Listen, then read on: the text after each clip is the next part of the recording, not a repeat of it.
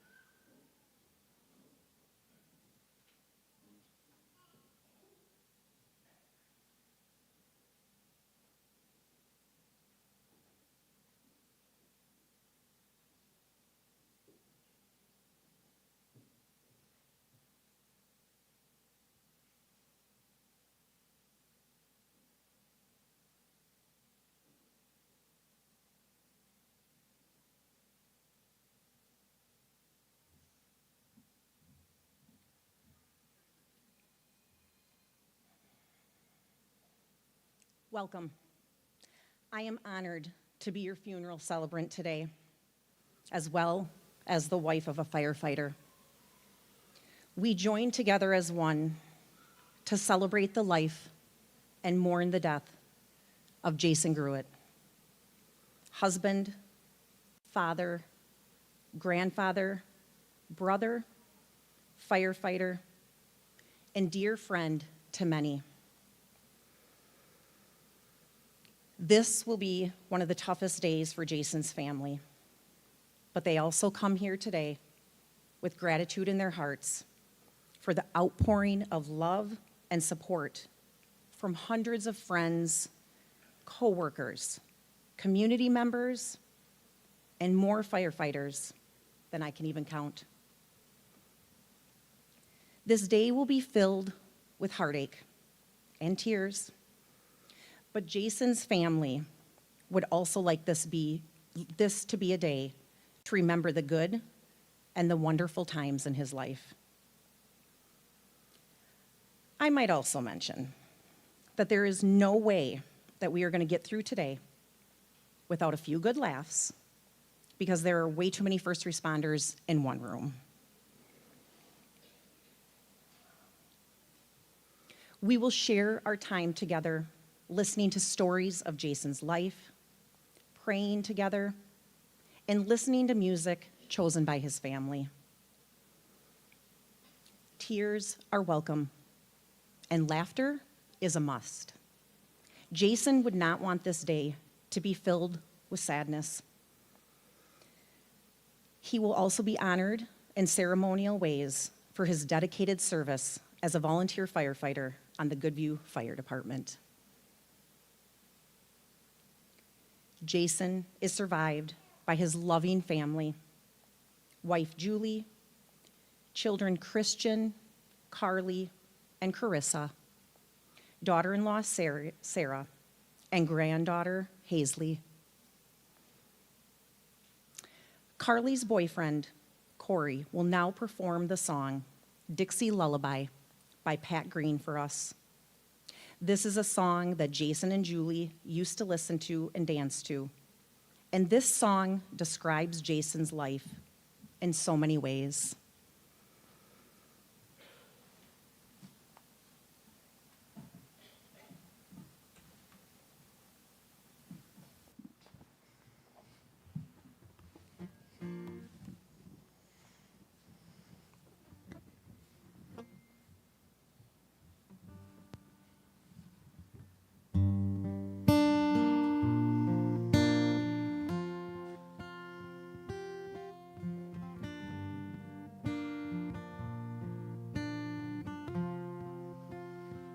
My father had skin like a leather,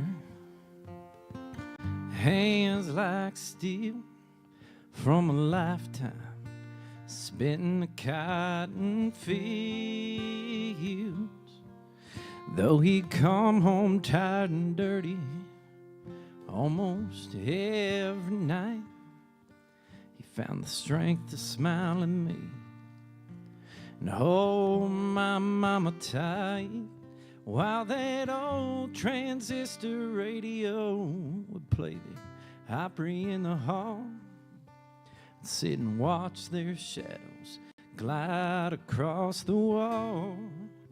And they danced to a Dixie lullaby, picture of love beneath the southern sky. Oh my, what a beautiful life, just like a Dixie lullaby. I left home at 18 in a hand-me-down Chevrolet, packed my mama's cooking and my old man's stubborn ways. It was college, work, and love. Then the babies came. The youngest one's got his granddaddy's name. And in the early morning hours, When my children could not sleep, I'd rock them in my arms to a gentle beat and sing them a Dixie lullaby. Hush, baby, don't you start to cry. Oh my, what a beautiful life, just like a Dixie lullaby.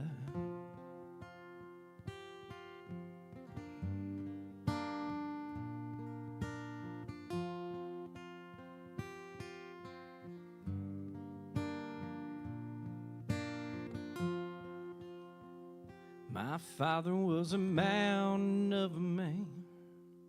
That was the description that I gave the morning we laid him in his grave. There with my mama by his side, we said our last goodbyes to a man we thought would never die. As I stood there in that field of amazing grace, how the tears ran down my face, and I sang him a Dixie lullaby. We'll meet again by and by. Oh my, what a beautiful life, just like a Dixie lullaby. Oh my, what a beautiful life, just like a Dixie lullaby.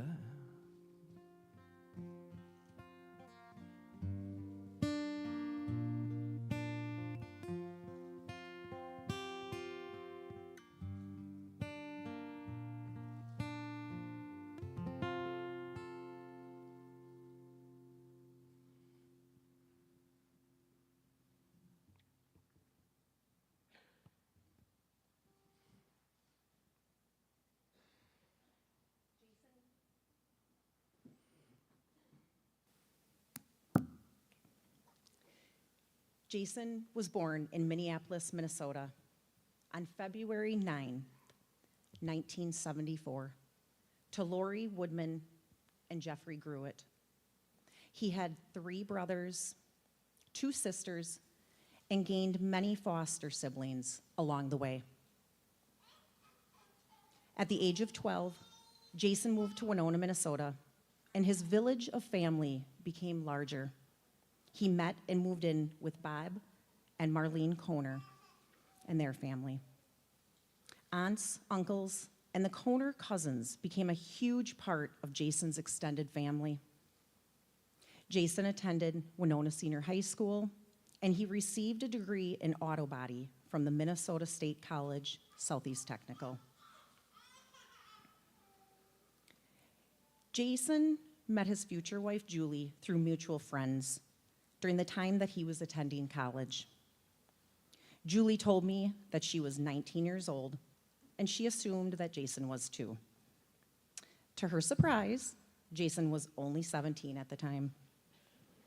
I was told that Jason knew exactly what he was doing, and when Julie asked why he didn't tell her up front, his response was, "You never asked." So over the years, Jason made lots of comments to Julie about her robbing the cradle. And he was pretty proud of himself.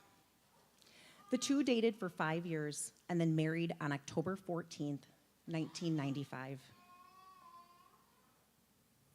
There are some who bring a light so great to the world that even after they have gone, the light remains. Julie will now light a candle for her husband of almost 30 years.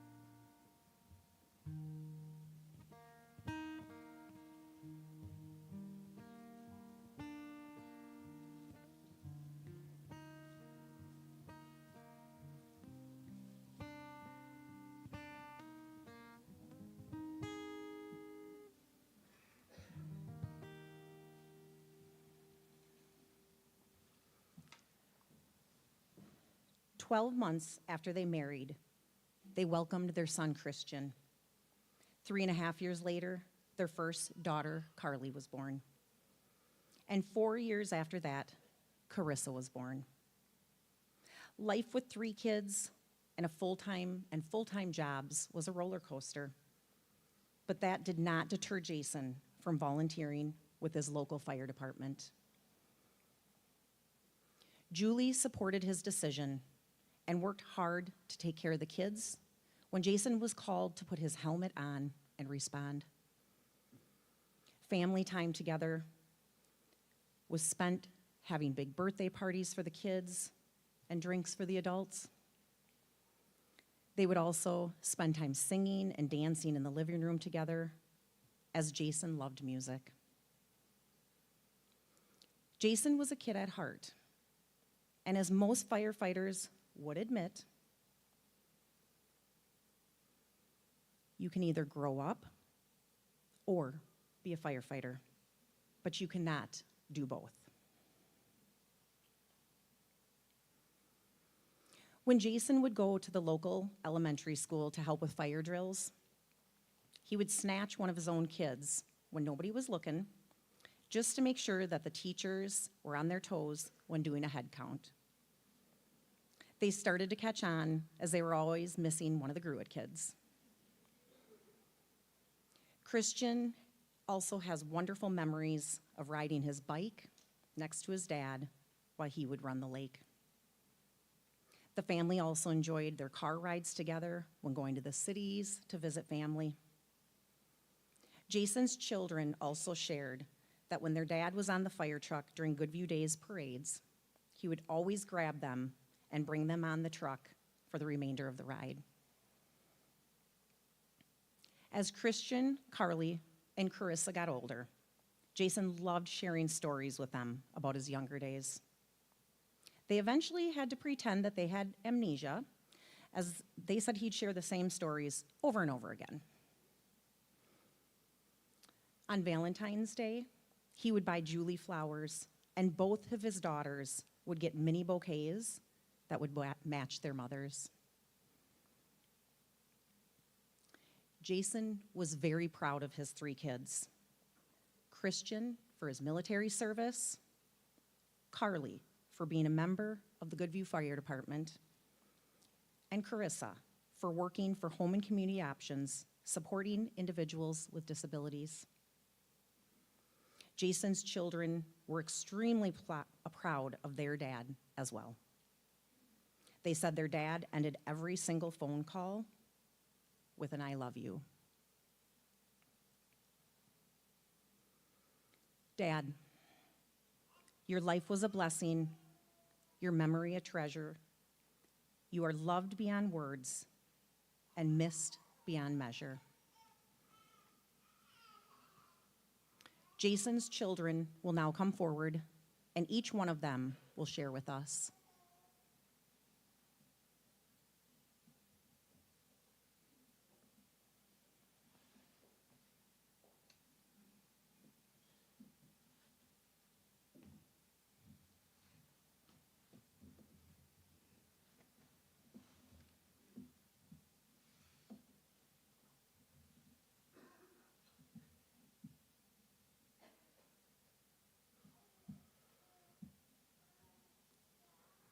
Hello all.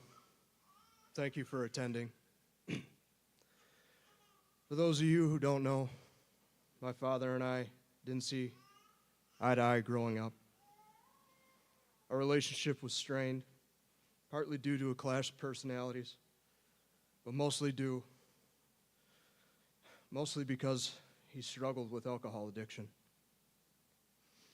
For a time, I didn't know if we would ever be close or if we'd ever have a relationship at all. But then 11 years ago, Dad made a courageous decision to confront his addiction, and I'm proud to announce he not only faced it, but triumphed over it, inspiring us all with his journey.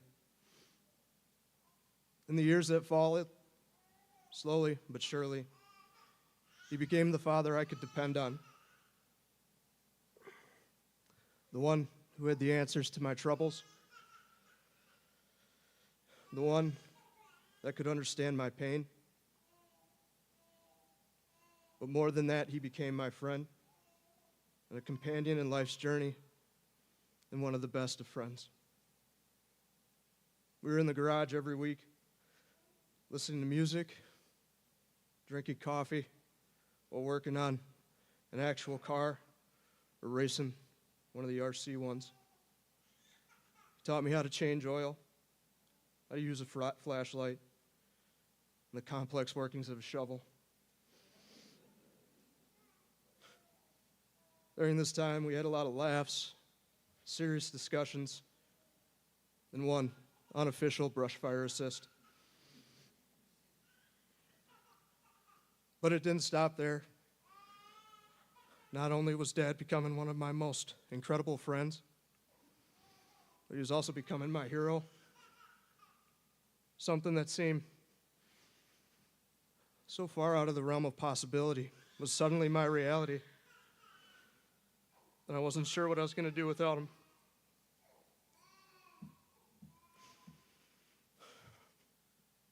Unfortunately now, I've been settled with the task of moving on from the tragedy of a life gone too soon.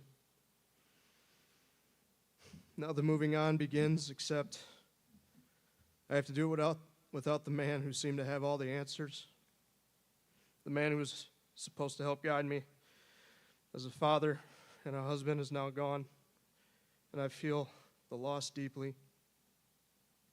Dad, I miss you more than you could ever know.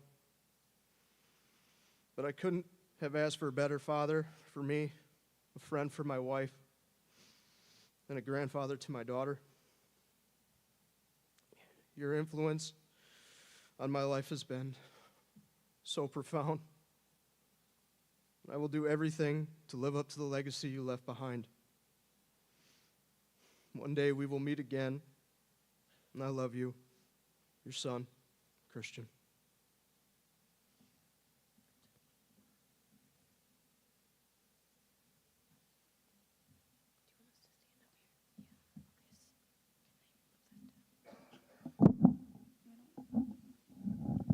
Technical difficulties. Sorry. We didn't get height from our dad or Yeah. our mother. Yes. Okay. Good afternoon. The past few days I have struggled to put my thoughts into words. I never imagined I would be standing here today, so early in life, saying goodbye to my dad. If I'm being completely transparent, I've been dreading putting this speech together. Reading it aloud makes the death of my father feel so much more real, and I desperately don't want it to be true. As I have sat with my thoughts, I couldn't help but think that he won't be there to watch me graduate college, walk me down the aisle, or for any other major milestones in my life. Though these thoughts have flooded my mind for days, I can find comfort in the fact that he was there for my previous milestones, from my first steps to my first day of kindergarten, from my first steps, my first day of kindergarten to my high school graduation. For years, I have struggled with anxiety, and I remember my dad always comforting me through those times, and I know that he will be by my side through future adversities.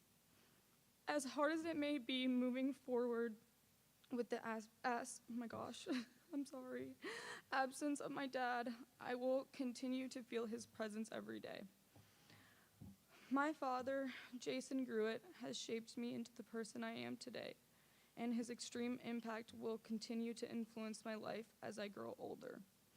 Public speaking is something I have always struggled with, as you can see. But today, I use one of my dad's greatest qualities, confidence, to guide me through this speech. Dad, always remember that you are loved by many and will be forgotten by none. I love you, your daughter, Carissa.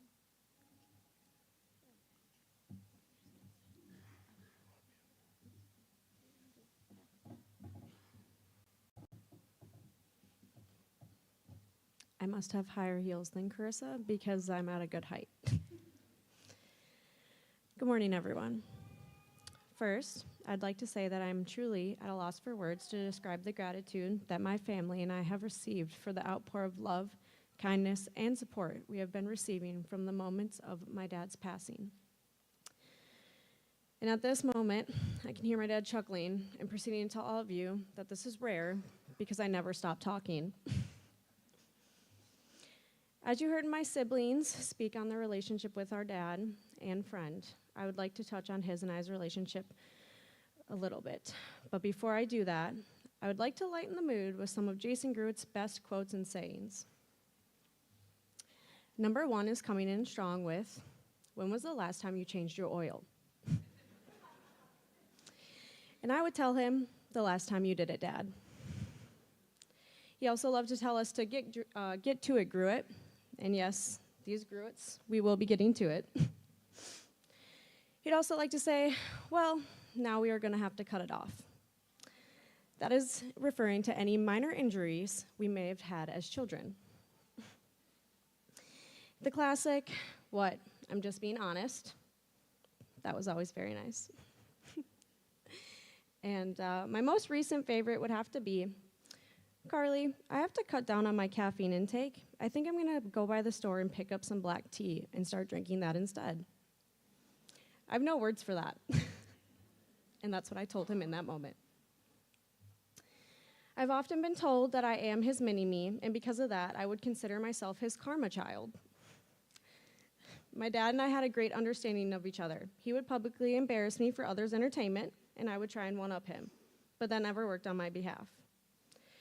One of the first memories I have with my dad is him teaching me how to ride my bike without my training wheels in the shop in Wabasha. I fell and scraped my knee. My dad looked at me, and as I'm sure you guys can guess, he said, "Well, now we're going to have to cut it off." I felt very comforted in that moment. Thank you so much, Dad. When I was 6, he introduced me to the fire department and the brave men and women that worked there. I would never imagine that, to this day, these people would be my additional family. Shortly after that introduction, my mom, siblings, and I were miraculously signed up for every fire event to help out where need be. However, I am very grateful that I was involuntarily signed up because that is where my love and passion for the department started. Fast forward to 2018, I was sent to class for my emergency responder so I could officially be on the department. Shortly after, I went and I asked my dad if he could put me through my emergency technician class, and he said, "Well, yes, of course, after you finish fire 1 and 2. I laughed. He did not. I said, "Dad, I don't think I'm, the right build for that." He proceeded to say, "A great firefighter isn't a big one. They're a smart one." We then both looked at each other and laughed again. So as you guys can guess, I went through the classes, and the best advice I got from him was, "Well, if you studied drunk, take your test drunk." Thanks again for that meaningful advice, Dad. However, in the end, I was able to get my EMT and my fire certifications, and I had the honor to serve alongside my dad on multiple emergencies, where I was told, "We absolutely cannot tell your mother about this. She will be very mad."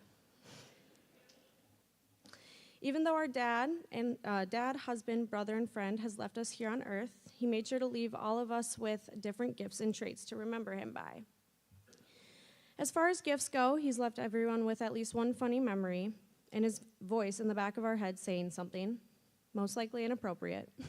But most importantly, he did give us the knowledge to know that you are not alone. When it comes to my siblings and I, he gave Christian the traits of look and physical strength.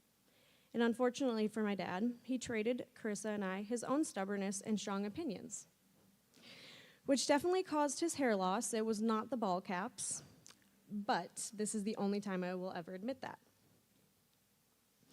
He gave all of us, as my brother had told you guys before, the knowledge on how to properly hold a flashlight, a thick dictionary of cuss words, and the ability to rhyme random words.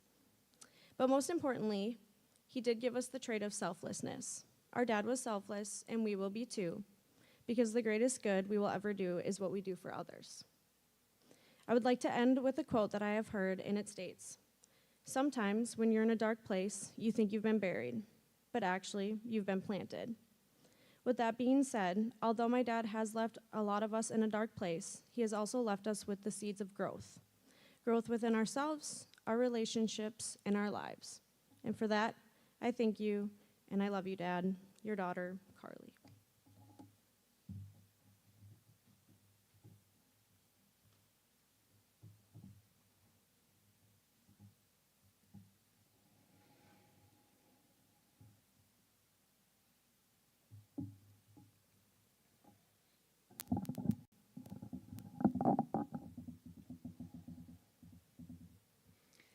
Jason happily welcomed each of his children's significant others into his home with open arms.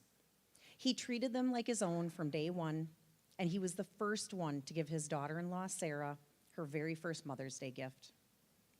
Jason and Sarah had a very special relationship with one another. Easton will now come forward and share with us.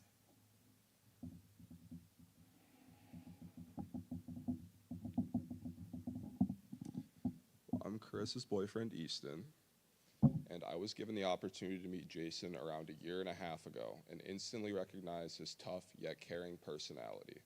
I remember when I first met him, he gave me a handshake that would put fear in any boyfriend. However, I learned that the handshake he gave me wasn't from a negative place, but instead a message of how he wants me to respect and treat his daughter. From then on, the next few months, he instantly became like a father to me. I went over there for dinners weekly, and every time he welcomed me in with open arms and made me feel like a part of his close family. Looking back, I feel extremely lucky for these moments, as he never once made me feel unwanted or nervous to come over and be around him and his family. I had stopped over the Saturday before his passing to get something in my car fixed. I remember every time there was a problem with my car, he would express his frustration with Chevy for making such a terrible car, and still he would fix it. He probably did a better job fixing it than they did building it. I wanted to mention this because he had a very special way of showing his care for others that I think many aren't willing to do. Time is the most valuable thing to each of us, and we aren't easily able to change plans or take our own free time and give it to others, but he was the complete opposite. Jason was such a special person because on days when he probably needed time to relax and enjoy what he had worked for, he would still go out of his way to give countless hours to others, whether through the fire station or simply working on a car. I think everyone probably can remember a time when Jason has helped you unconditionally, whether that's talking to you on the phone when you needed it most or making sure everything is right in life.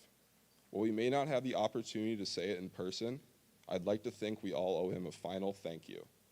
So, thank you, Jason, for all you have given me and everybody around you, because people like him should not be left unappreciated. Thank you.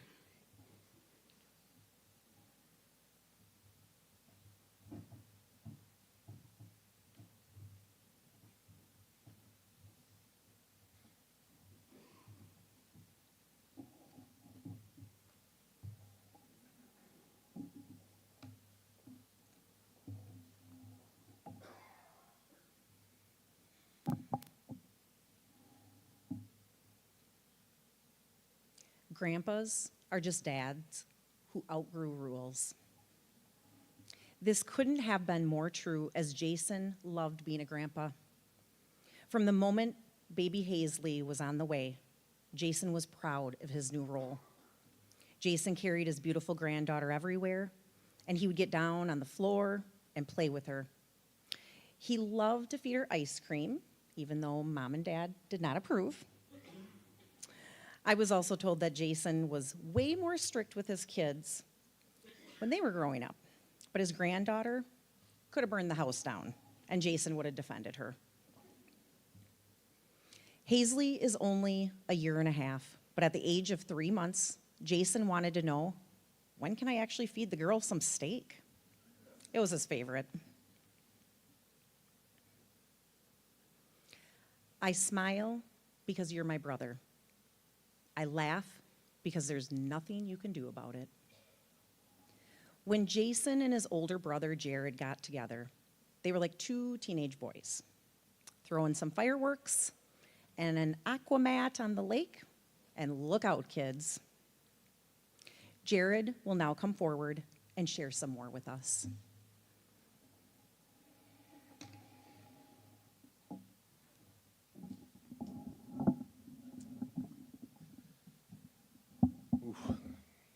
Some strong kids there.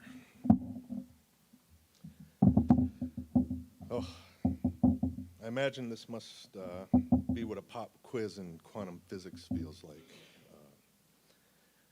At this moment, I regret that life has taken me so far away. But seeing all of you here and witnessing this outpouring of love brings our family incredible comfort. Life is something that we rarely think about. It just happens. It's as natural as breathing. But what has happened is painful and unnatural.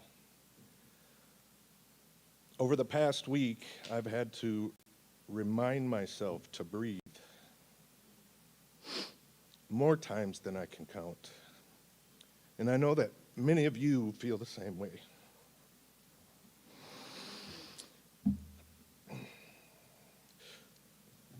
My name is Jared Edward Arnold Gruett, and I'm proud to say that Jason Peter Otto Gruett was my little brother. You might be thinking, Peter Otto. As the firstborn, I got the names Edward and Arnold, and the hair. They had to dig a little deeper into the family tree for Jason's middle names. He may have been occasionally teased for them, but in the end, they suited him because Jason was an old soul. He was kind, steady, and from another time. He never met a stranger, and he rarely made an enemy. Well, with a few exceptions. Like if you change lanes in front of him without signaling. Ran too many miles between oil changes. Don't do it. If you mistreated a piece of his equipment, and make no mistake, Goodview Fire and Coners, that equipment was all his. But the surest way to cross him was to hurt someone he cared about. Jason learned and lived what I believe are some of the most important lessons in life, best described in the book, The Road Less Traveled. Those lessons are simple but profound. Life is not fair. No one's free from pain or hardship, and true strength comes not from avoiding struggle, but from overcoming it. Jason Peter Otto Gruett was born on February 9th, 1974. He was premature, and he fought for life from day one. His early years were filled with challenges that were beyond his control. His middle years were filled with several self-inflicted ones. But he conquered them all, emerging as the man that we're here to honor today. I believe there are two types of family, the one you're born into and the one you choose, or the one that chooses you. Over 35 years ago, beginning with Bob and Marlene Coner, this community chose Jason as family. You stood by him, you held him accountable, you celebrated his achievements, and supported him through all of life's trials, including those of his own making. In return, he dedicated his life to serving this community, responding to emergencies, accidents, losses, and disasters, being there for others in their darkest moments. I will always be honored to have been his first brother, and I take comfort in knowing that, as evidenced by this gathering, Jason had dozens, if not hundreds, of brothers. Words cannot fully express the pride our family feels in Jason. From the ashes of his struggles, he built an incredible life with Julie and their children, Christian, Carly, and Carissa. He built a career that he loved, and left behind a legacy of service. That love of community, that sense of duty, lives on in his children because of the example that he set for them. Jason's impact is far-reaching. His influence, like a stone skipping across a still lake, will ripple outward indefinitely. Many of you know that the last few months Jason was struggling. During that time, we spoke more often. I wanted him to know that I was here, that I loved him, and that no matter how hard things felt, in the end, everything was going to be okay. When I first heard the news of his passing, my immediate thoughts were that I hadn't done enough, that I missed a sign, that I should have called more, visited in person. I'm sure many of you felt the same way. In the days since, I've learned that so many of us were in regular contact with Jason. We reached out, we checked in, we showed up. As a family, both given and chosen, we were there. There were no missed signs and no ignored cries for help. His final days were filled with the knowledge that he was not alone, that he was deeply loved, and that he was cherished. Please know in your hearts that we did enough.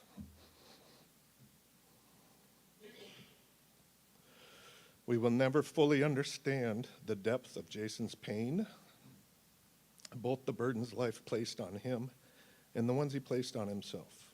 What we do know is that for him, in the end, they were unbearable. Jason made his choice, and as painful as it is, we have to accept that. I would like you all to take a moment and look around this room and see the love that we have for Jason and the sorrow that we feel in his absence.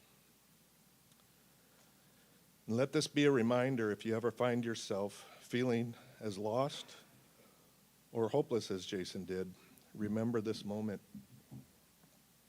Remember that you're not alone. There's love and support around you, people who care, people who will stand by you. You do not have to suffer in silence. And most importantly, please remember, even on your darkest days, that life is worth living. A good friend of mine often reminds me that we are but a spiritual being having a temporary physical experience. And if you believe that as I do, then you know that Jason is now at peace, reunited with those that we have lost. When we see him again, he will be free from pain, free from struggle. We will recognize him not by his burdens, but by his light, the Jason that we caught glimpses of on his very best days. Before I go, I want to share with you a short story. Not long after our dad passed away, our sister Darcy visited a psychic. And she was told that Dad was pushing dimes. That every time she found a dime, it was him sending a sign from the other side. Now, I may not believe in psychics, but I can tell you that I find dimes more often than any other coin. Every time I do, it makes me smile, and I pause to talk to our dad.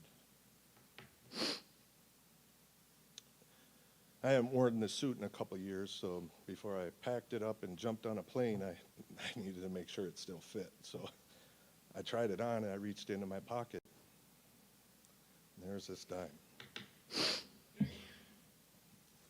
From now on, I choose to believe that every dime that I find is from both Jason and Dad. And they're sitting together on a porch, laughing, tossing them my way. So if you ever find a dime, maybe take a moment, smile, and say hello to Jason.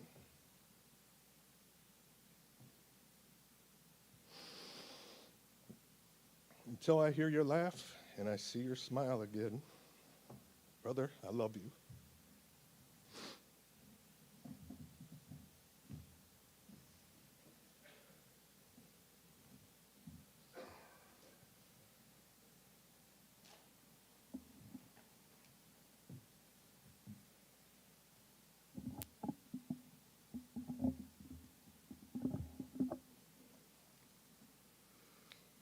Jason worked several mechanic jobs before beginning his 34-year career at Wabasha Sand and Gravel. He started out literally shoveling rock. Then he held position of mechanic, moved on to shop foreman, until becoming the plant manager at their Wabasha location. Jason had the love and respect of all who worked for him and who he worked with.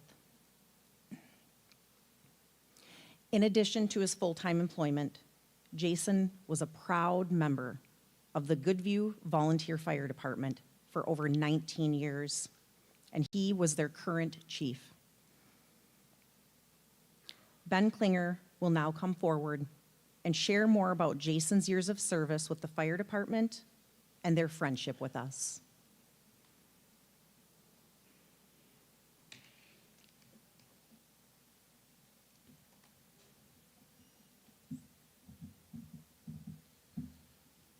Good afternoon.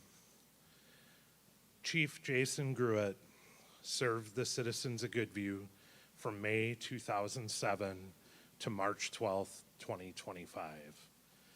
During that time, he was a firefighter, a training officer, and for the last 7 years, he was our chief. He was a doer and always wanted to be hands-on and in the middle of what was going on. For the last 7 years, I was honored to be his deputy chief until January when I stepped down. It's ironic because we were unlikely friends. Jason used to be kind of a wild child, and I'm a police officer by trade, but I joined the volunteer fire department so I could become a true hero.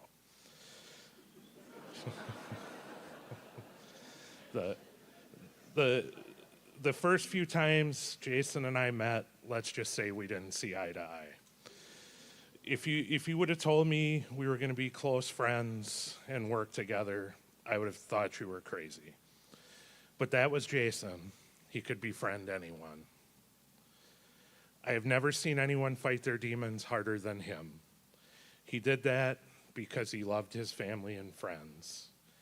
His past few years as chief, he attended every meeting with our legislatures to advocate for our firefighters, whether it was for better training, better mental health care, or a better retirement. He was passionate about taking care of his guys. Chief, I promise we're going to use this tragedy to keep fighting and take care of your guys.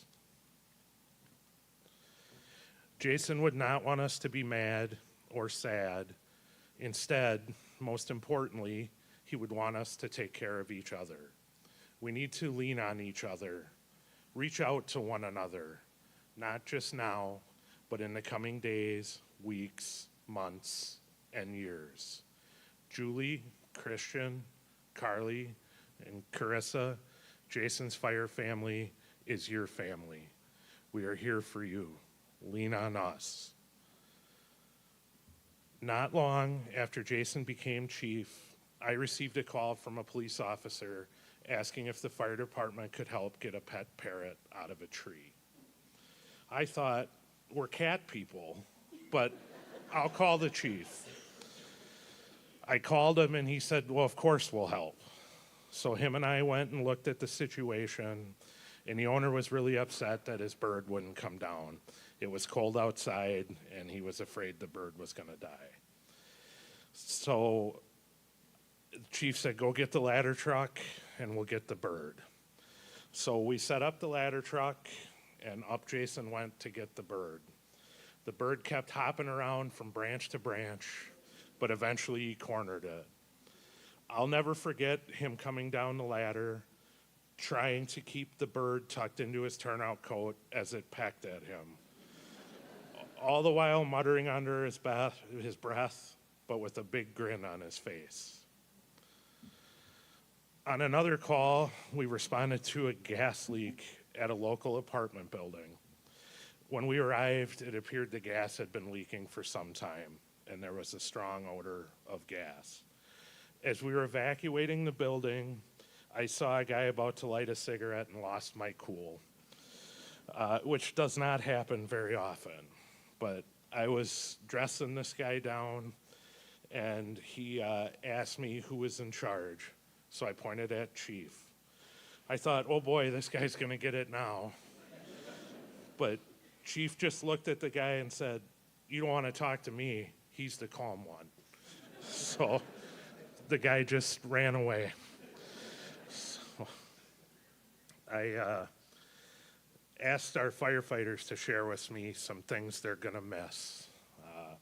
So I'm going to list some of those. One of them being his mobile command post. He never liked to stay in one place. If there was work to be done, he was going to do it. So sometimes it was hard to find him, but he was there. I'm going to miss him being my sounding board, someone to talk to when I need to vent. We're going to miss him leading from the front. If we were going somewhere, he was always the first in, no matter what. He was always the first to offer help. Anytime he got a chance to drive a fire truck, he had a childlike enthusiasm when he got in the fire truck. I'm going to miss his need to make sure the fire station is neat and making sure all the tables are straight before he leaves the room. We're going to miss him going off on tangents at meetings. Never knew where we were going to end up, but it was always good in the end. I'm going to really miss him getting my kids in trouble at the fire station. I'd be yelling at them for doing something wrong, and they'd start behaving. And then I'd hear him messing up again, and there was Jason encouraging them and giving them candy and pop and everything else. We're going to miss his love for kids and going to school events. Anytime we'd put out a sign-up sheet, he'd always say, I'll really have to try to get out of work. I'll see what I can do. But he never missed a one. We're going to miss his joy around the fire station, especially with kids. Rest easy, Chief. We'll take it from here.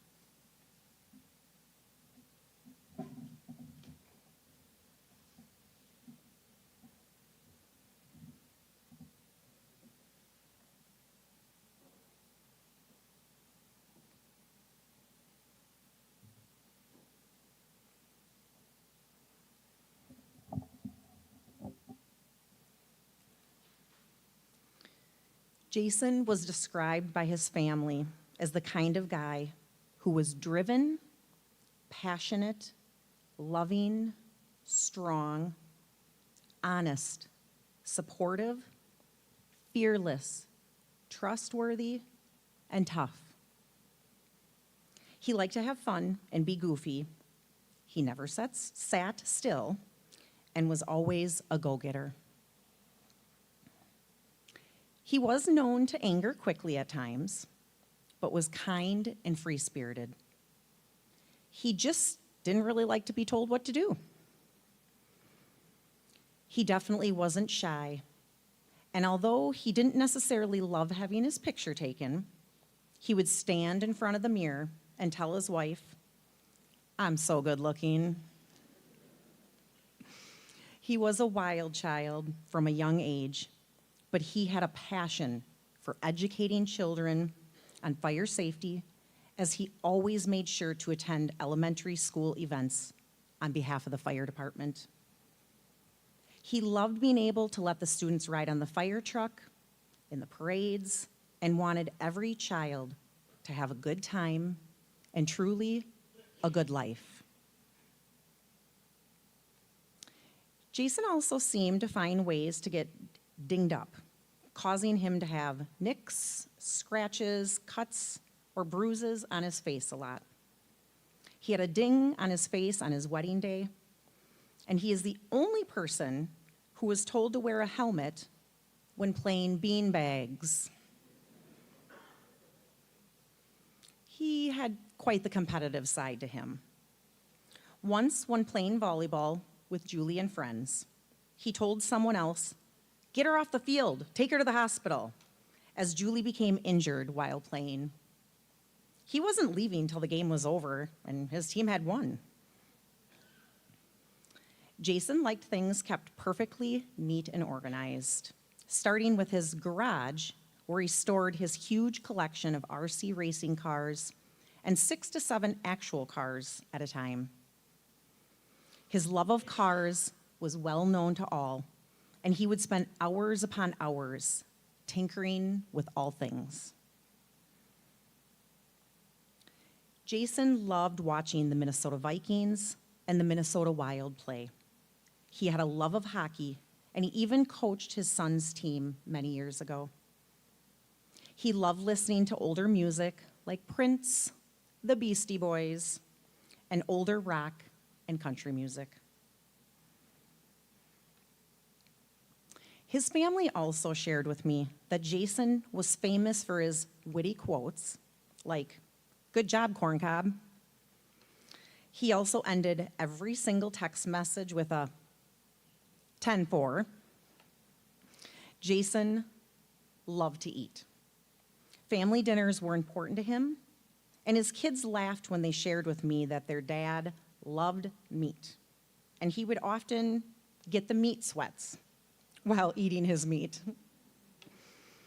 When going out to dinner, he'd ask his family where they wanted to go, only to say no to all their suggestions until he got to go where he wanted to go in the first place. Then, while at dinner, he would always make his kids ask for another bread basket, and then he'd give them crap if they didn't ask the waitress when she came to the table. Clearly, the extra bread basket wasn't for them anyway. It was for him. He enjoyed watching the History Channel, Cops, and Tacoma Fire. He always had a chew-in, which he called bugs, his terminology for chewing tobacco. Jason put so much love and dedication into his family, his friends, his community, and his fire department. He was respected and adored by so many, and all the good things that he has done for others has not gone unnoticed. There's nothing stronger than the heart of a volunteer.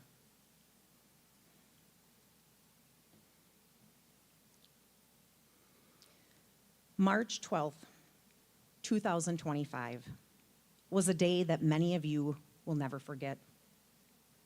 Jason died suddenly and unexpectedly. His family knows that he was welcomed by those that have gone before him. But now we all feel the feelings, we all face the feelings of shock, disbelief, sadness, and confusion. We are also left with unanswered questions. Our struggle is to accept the unacceptable and to face the reality and pain of grieving a wonderful man. This is your time to mourn. Author Nancy Stephen wrote, "There are things we don't want to happen, but we have to accept. Things we don't want to know, but have to learn. And people we can't live without, but have to let go." One way you can help each other carry this grief is by continuing to share the stories of Jason. Hearing how he touched your life and how important he was to you helps his family and friends know that he was significant to you. They will be grateful to hear you say his name. He will be on their minds constantly, and by saying his name, you let them know it is okay to talk about him. Do not be afraid of your tears, and please reach out. Please reach out to someone if you ever find yourself in the darkness. It doesn't make you weak. We need more kindness, more love, and more acceptance in the world that we live in today. You can be big, tough, wear a badge, or put on a uniform, but losses like this will bring us to our knees. No one can do life without a village. Find your village, talk to your village, and show one another kindness and compassion, as Jason did for others. I know that you are hearing my words today, but I hope you hear them in the days, weeks, and months to come. Jason's loss is tremendous, and there is no easy way to process that. Please join me in the Lord's Prayer. Our Father, who art in heaven, hallowed be thy name. Thy kingdom come, thy will be done, on earth as it is in heaven. Give us this day our daily bread, and forgive us our trespasses, as we forgive those who trespass against us. And lead us not into temptation, but deliver us from evil. Amen. We will now listen to the song, Big Red Truck, A Firefighter's Life by John Riggins.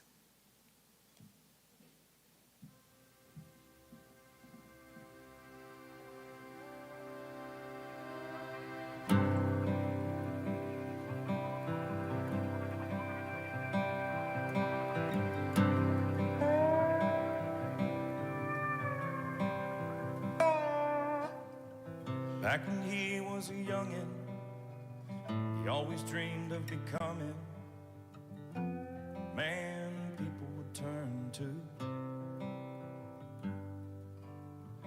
He was always running to help his family and others. He would come to their rescue. Here it comes down the road, the sirens scream through town, red lights flashing all aglow. Everyone knows that sound, the sound of help on the way. That truck seemed so high off the ground. He looked up at Mom and said, "Wanna ride the big red truck someday?"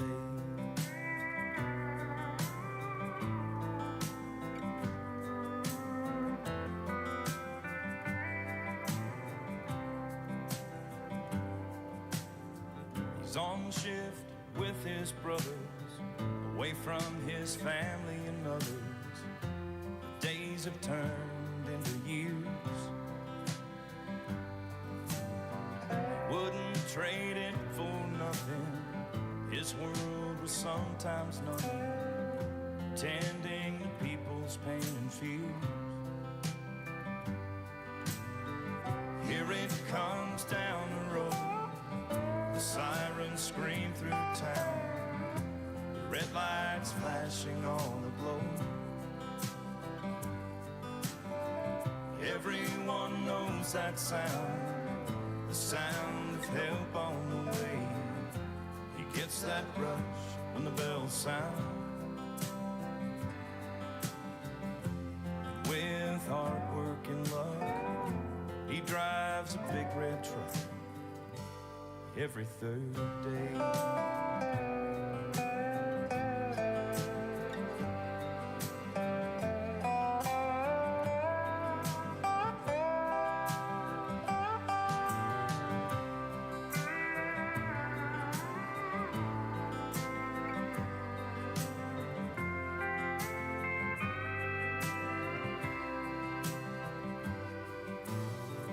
29 years of service, he savored all those memories. He went through a lot of heartache and cheer.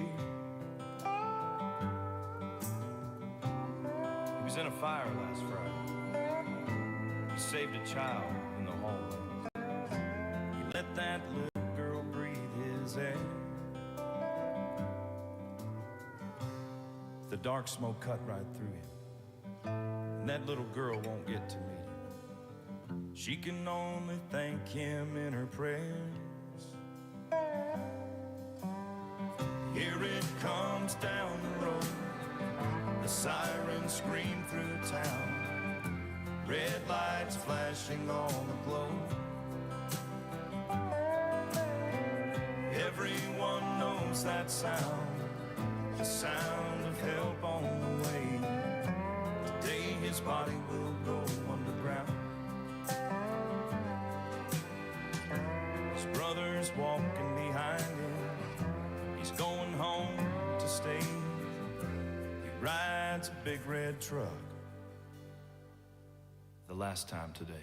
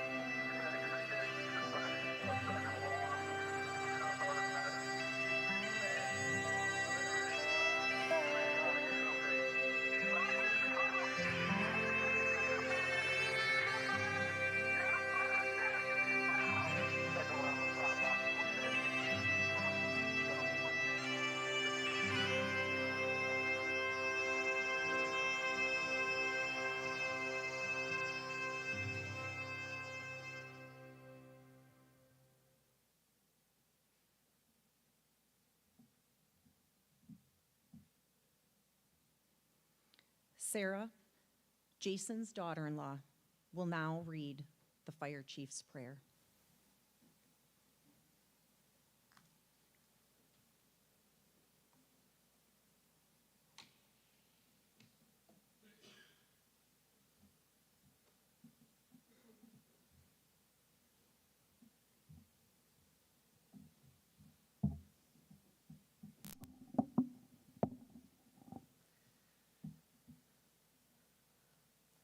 I am called to my many duties, Lord, and now I am called home. I have had to leave the ones I love to stand before your throne. I'll not complain, it's not my way, but there are some things I'll ask. And please, Lord, grant them to me for the loved ones I hold fast.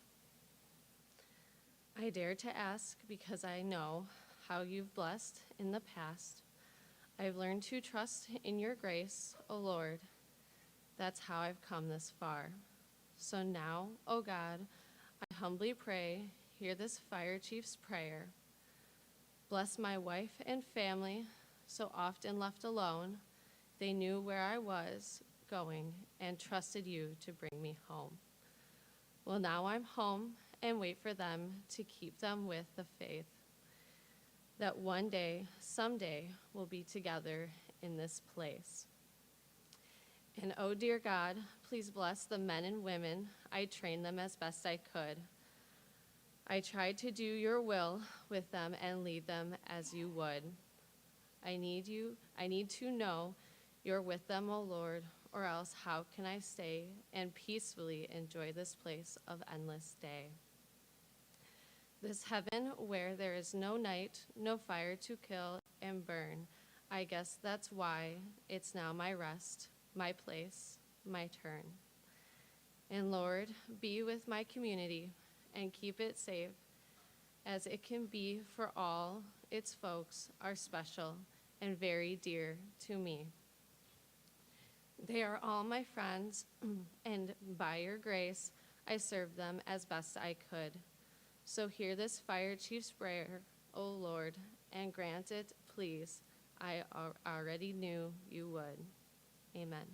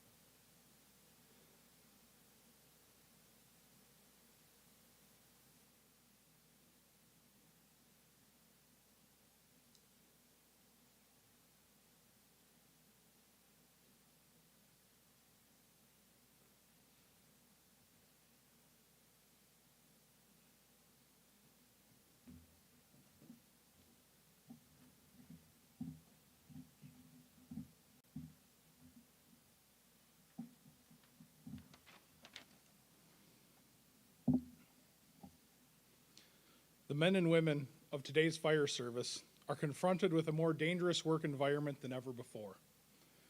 We are forced to continually change our strategies and tactics to accomplish our mission.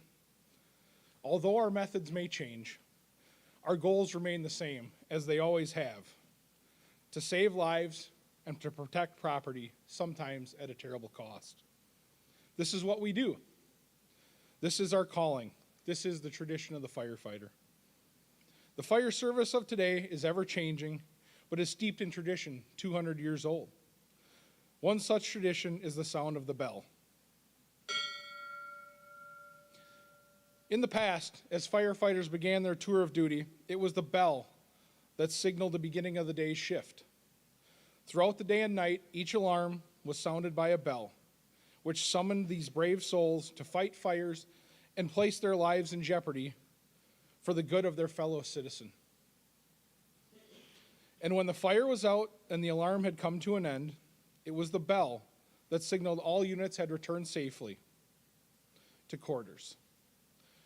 When a firefighter had died in the line of duty, paying the supreme sacrifice, it was the mournful toll of the bell that solemnly announced a comrade's passing.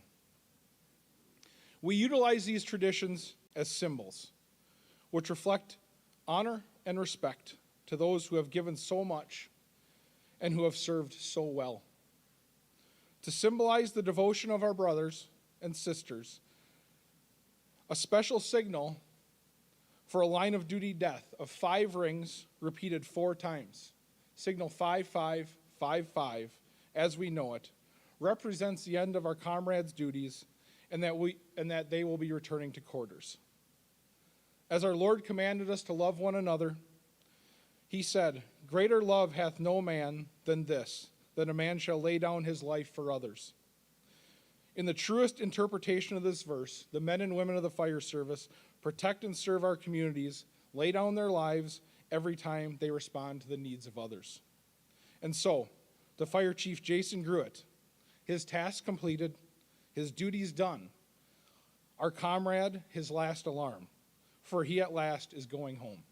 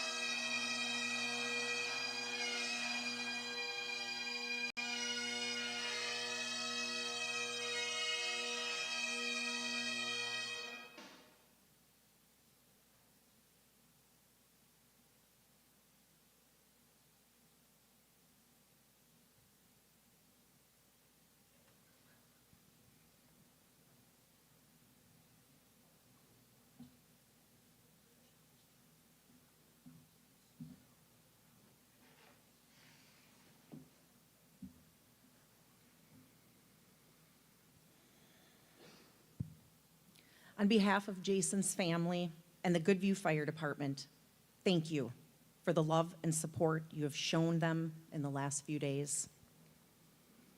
As we begin to conclude our time here together, I'd just like to make a few brief announcements. Following the service, we will be taking Jason to his final place of rest at St. Mary's Cemetery in Minneaska. On our way to the cemetery, we will be processing through the city of Goodview and by the fire station one last time. All emergency service vehicles are encouraged to join the procession. After the procession through Goodview, the family, the Goodview Fire Department, Winona Fire Department, Wabasha Fire Department, and all Winona County Fire Departments will be taking Jason to the cemetery. Everyone else is encouraged to go to the Elks Lodge, where you will be able to watch the procession drive by on 9th Street. And then the family will join you once they return from the cemetery for luncheon and to continue sharing your stories of Jason with one another.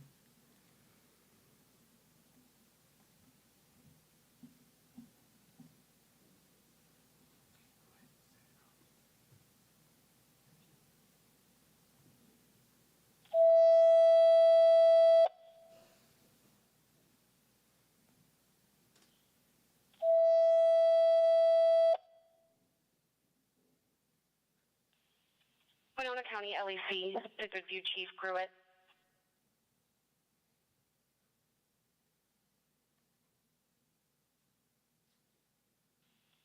Winona County LEC to Goodview Chief Gruett.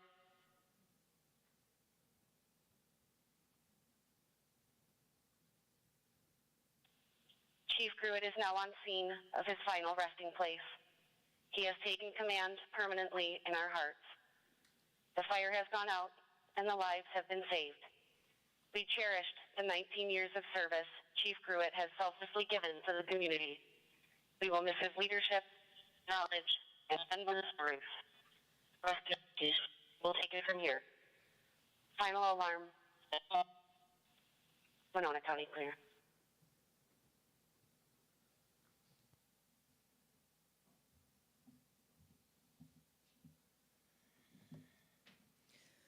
Would pallbearers and uniformed personnel, except Goodview Fire Department, please exit to form the sea of blue?